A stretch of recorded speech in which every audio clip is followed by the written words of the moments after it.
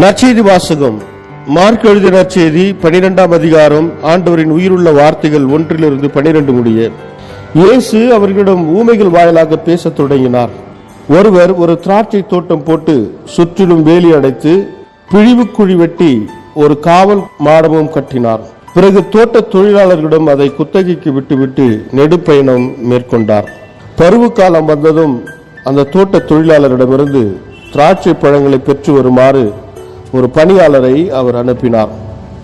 ஆனால் அவர்கள் அவரை பிடித்து நைய புடைத்து வெறுங்கையராய் அனுப்பினார்கள். மீண்டும் அவர் வேறொரு பணியாளரை அவர்களிடம் அனுப்ப அவரையும் அவர்கள் தலையில் அடித்து அவமதித்தார்கள்.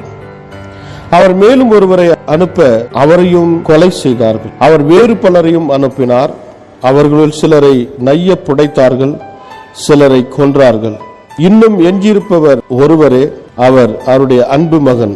தம் மகனை அவர்கள் மதிப்பார்கள் என்று அவர் நினைத்து கொண்டு இறுதியாக அவரை அவர்களிடம் அனுப்பினார்.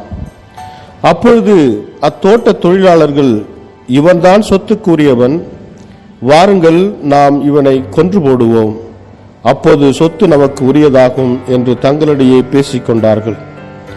அவ்வாறே அவரை பிடித்து கொன்று திராட்சை தோட்டத்திற்கு வெளியே எரிந்து விட்டார்கள். திராட்சை தோட்ட உரிமையாளர் என்ன செய்வார்? அவர் வந்து அத்தொழிலாளர்களை ஒழித்துவிட்டு திராட்சை தோட்டத்தை வேறு ஆட்களிடம் ஒப்படைப்பார். கட்டுவோர் புறக்கணித்த கல்லே கட்டடத்திற்கு மூளைக்கல் ஆயிற்று. ஆண்டவரால் நிகழ்ந்துள்ள இது நம் கண்களுக்கு வியப்பாயிற்று என்னும் மறைநூல் வாக்கை நீங்கள் வாசித்ததில்லையா என்று அவர் கேட்டார். தங்களை குறித்தே அவர் இந்த ஊமையை சொன்னார் என்பதை அவர்கள் உணர்ந்து கொண்டு அவரை பிடிக்க வழி தேடினார்கள். ஆனால் மக்கள் கூட்டத்துக்கு அஞ்சினார்கள். ஆகவே அவரை விட்டு அகன்றார்கள். கிறிஸ்து வழங்கும் நற்செய்தி. கிறிஸ்துவே உமக்கு புகழ்.